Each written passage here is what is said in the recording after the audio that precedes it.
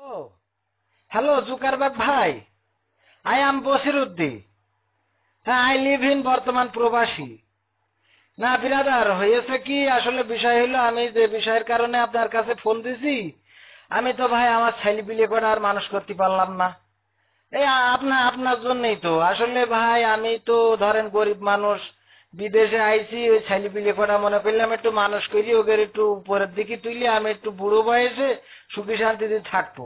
গত বছরও ওরা রেজাল্ট ভালো করিল, রেজাল্ট ভালো হইলো, কিন্তু এই বছর সব গুল্লা মেরিছে। আমি তো জিজ্ঞেস করলাম খুকার মার কাছে, কইলো যে ওই সারাদিন যে আমি ফোন পাঠাইছি বিদেশ থেকে স্ক্রিন টাচ, ওই ফোনে নাকি সারাদিন আঙুল দিয়ে গুতো গুতি করে।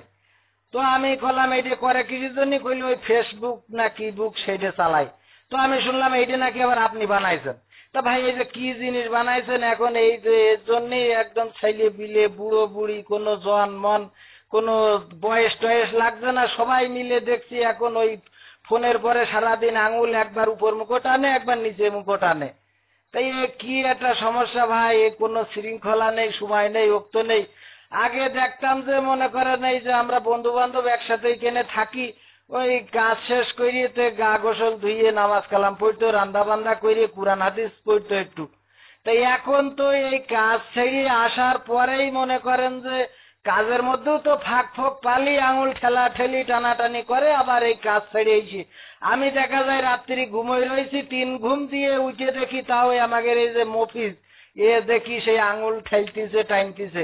রাত্রি কোনায় ঘুমোই জানি না, সকালে তো ফজরের নামাজ আল্লাহর কিরে করে ওঠে না, গুটোগুতি করি ডাকাডাকি করি, তারপরে কাজের সময় দেখা যায় উঠি চোখ ডলতি ডলতি কাজে যায়।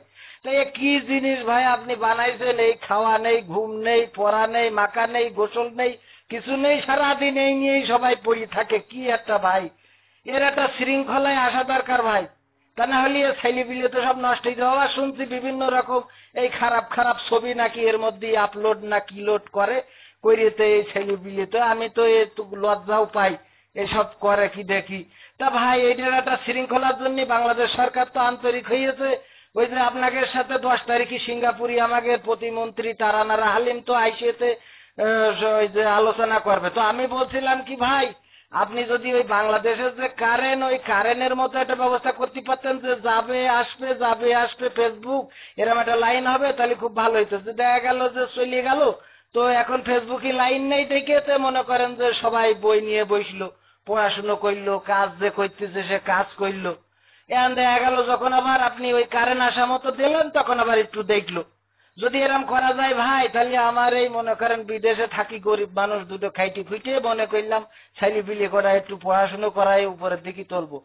এত মানে আবার শুনছি ফেসবুকের মাধ্যমে নাকি কনে ফেরেন ফেরেন করিতে প্রেম প্রীতিও করতেছে, কি একটা ভাই একটা সমস্যা কোন দিন।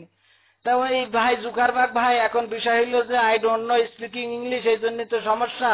তা আপনি এই বাংলায় কলাম মনের দুঃখ, আপনি বুঝতে পারবেন প্রবাসীদের দুঃখ, ছেলেপিলের জন্যই সব করা। তা তারাই যদি একেবারে গুল্লাই যায়, তাই কেবা করি কি হবে ভাই। তাই